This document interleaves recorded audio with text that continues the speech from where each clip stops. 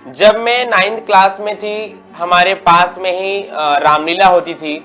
मैं उस रामलीला में सीता का कैरेक्टर करती थी। अगर मुझे पैसों की नीड है, अगर मैं आपके पास आती हूँ कि मुझे 100-200 रुपए आप मदद कर दीजिए जिससे आज मेरा घर चलेगा, तो आप कहते हो कि आप थोड़ा अंदर चलिए, तब मैं आपको 100 रुपया देता हूँ। तो जो कमाटीपुरा है वो क्या है?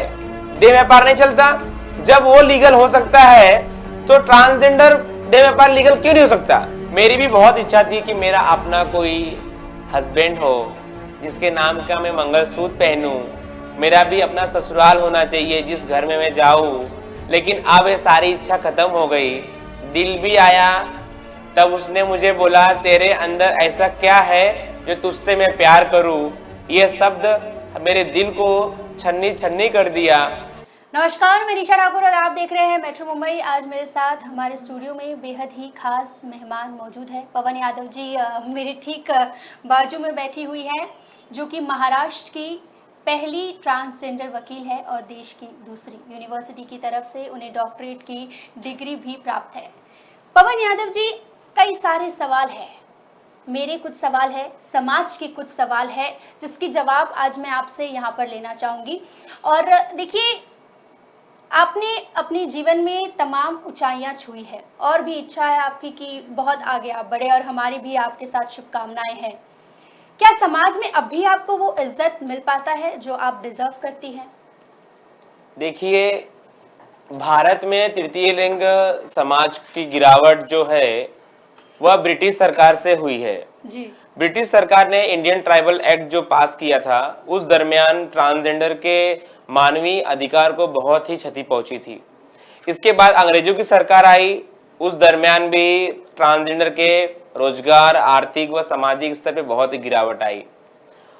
कुछ ही समय पहले, कुछ वर्षों पहले 2014 में जब सर्वोच्च न्यायालय के पहल पर केंद्र सरकार ने ट्रांसजेंडर के प्रति जो सहानुभूति दिखाया, the transgender protection of right act 2019 bill pass हुआ।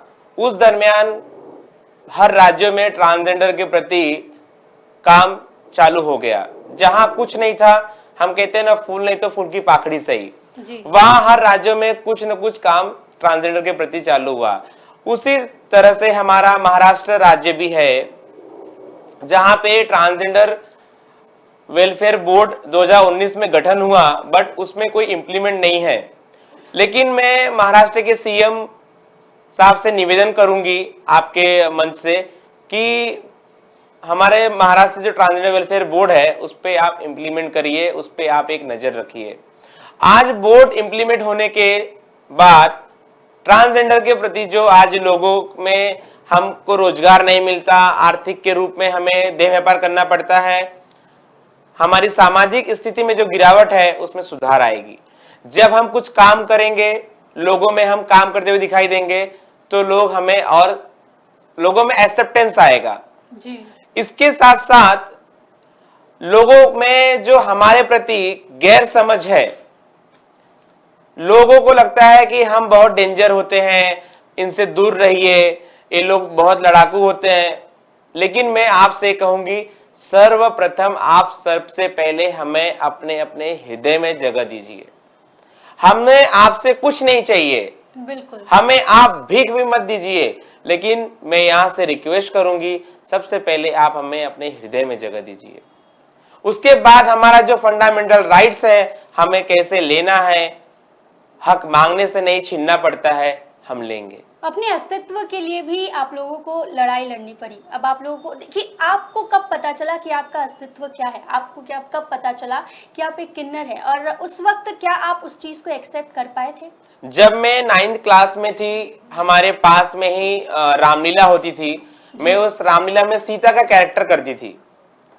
मुझे सजना, सवरना, लाली, लिपस्टिक, काजल लगाना बहुत शौक था। हमारे आस पड़ोस घर के लोग कहते थे, तुम्हारा लड़का तो छक्का है, गुड़ है, मामू है, तरह तरह की बातें जब करते थे, तो हमारे जो पेरेंट्स थे, माँ बाप को बहुत ही दर्द होता था कि हमारे बच्चे को लोग ऐसा क्यों कहते हैं।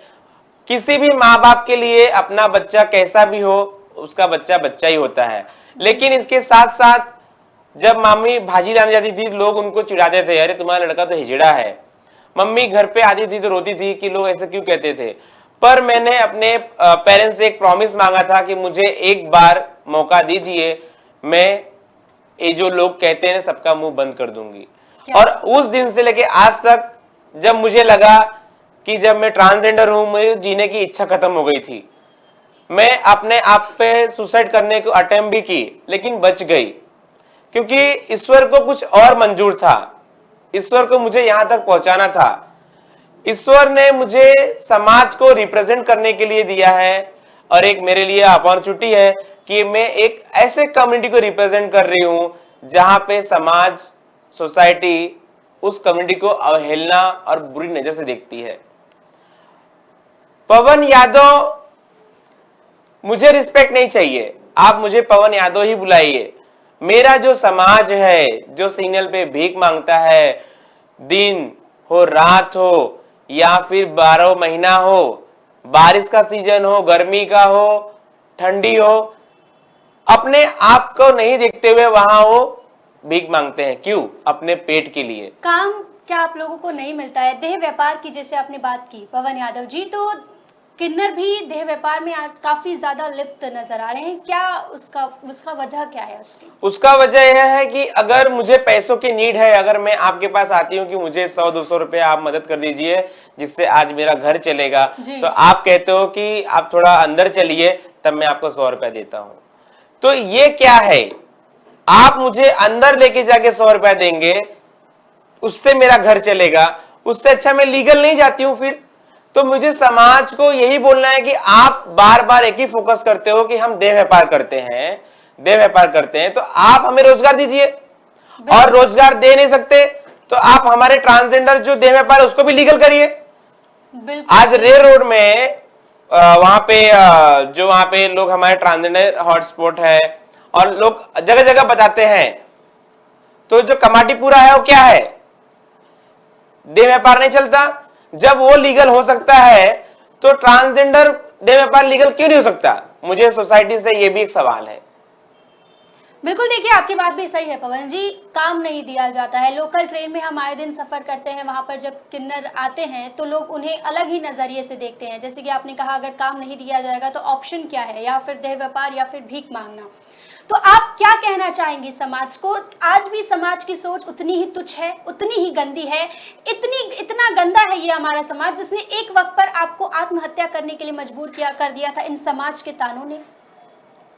समाज को उगता हुआ सूरज दिखता है, समाज कभी किसी को स्वीकार नहीं कर सकती, लेकिन मैं समाज को धन्यवाद देती हूं कि अगर आपने मुझे ठुकराया नहीं होता तो शायद मैं यहां तक नहीं पहुंचती। समाज ने अगर आपको नकारा नहीं होता तो आज आप यहाँ बैठकर समाज को ललकार नहीं रही होती। जी, ये आपने जो वर्ड दिया है बहुत सही दिया है।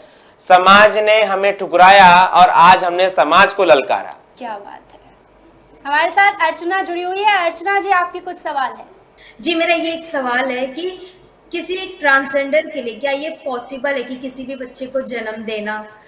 तो क्या है ऐसा पॉसिबल कि कोई भी ट्रांसजेंडर है वो एक बेबी को जन्म दे सकता है? देखिए, साइंस बहुत डेवलप हो चुका है। साइंस ऐसा है कि आसमान में जब जहाज उड़ने लगी, मेट्रो ट्रेन हो गया, बुलेट ट्रेन होने वाली है, तो एक ट्रांसजेंडर एक बच्चे को जन्म क्यों नहीं दे सकती? बिल्कुल, विज्ञान के युग में कुछ भी इम्पॉसिबल नहीं है, सब कुछ हो सकता है। जी, देखिए, एक मेरा भी सवाल है आपसे। मैरिज ब्यूरो में जब हम जाते हैं तो वहाँ पर मेल फीमेल, महिला पुरुष होते हैं। आप लोग में भी तो इच्छा होती होगी कि हमारी भी शादी हो, हमारा भी घर बसे, मेरा भी ससुराल हो, मेरी भी डोली उठे। क्योंकि शुरुआत से जैसे आपने कहा कि पता नहीं होता कि आप एक किन्नर है, ये समाज आपको स्वीकार नहीं करेगा, अस्तित्व के लिए लड़ाई लड़नी होगी। आपकी ऐसी कुछ इच्छा? देखिए, जब मुझे अपने आप में मालूम पड़ा कि मेरी जो सोल है वो फेमिनाइन है, मैंने अपने आप को चेंज किया, आज मेरा SRS कराया और मैं मेल से फीमेल बनी। मेरी भी बहुत इच्छा थी कि मेरा अपना कोई हस्बैंड हो जिसके नाम का मैं मंगलसूत्र पहनूं, मेरा भी अपना ससुराल होना चाहिए जिस घर में मैं जाऊं, लेकिन अब ये सारी इच्छा खत्म हो गई, कारण कि जब हमें इस रूप में कोई समझ नहीं सकता, कोई सहानुभूति नहीं है, हम कैसे किसी घर जा सकते हैं। इसलिए मुझे आज पढ़ाई करके देश सेवा करनी है, लोक सेवा करनी है, और मेरा जो जन्म है वो देश के लिए मैं अपने आप को अर्पित कर चुकी हूँ। कभी आपका किसी पर दिल आया कि हाँ यही है जिसके साथ मैं पूरी जिंदगी अपनी बिताना चाहूंगी? दिल भी आया, तब उसने मुझे बोला तेरे अंदर ऐसा क्या है जो तुझसे मैं प्यार करूं।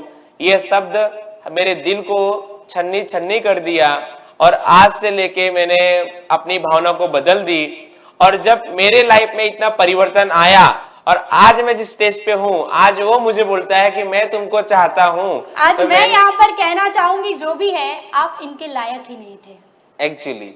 आज मैं उनको बोलती हूँ अगर रियल में आपको मेरे से प्यार हुआ है तो वो प्यार एक भाई के रूप में मैं देखना चाहूंगी। मुझे न कोई पति नहीं चाहिए, मुझे कोई बॉयफ्रेंड नहीं चाहिए। अगर आप मुझे अपनी बहन समझ के अपनाना चाहते हो तो मैं तैयार हूं, इसके बाद कोई रिश्ता नहीं होगा हमारा। बिल्कुल। देखिए समाज में बहुत सारी धारणाएं हैं पवन जी।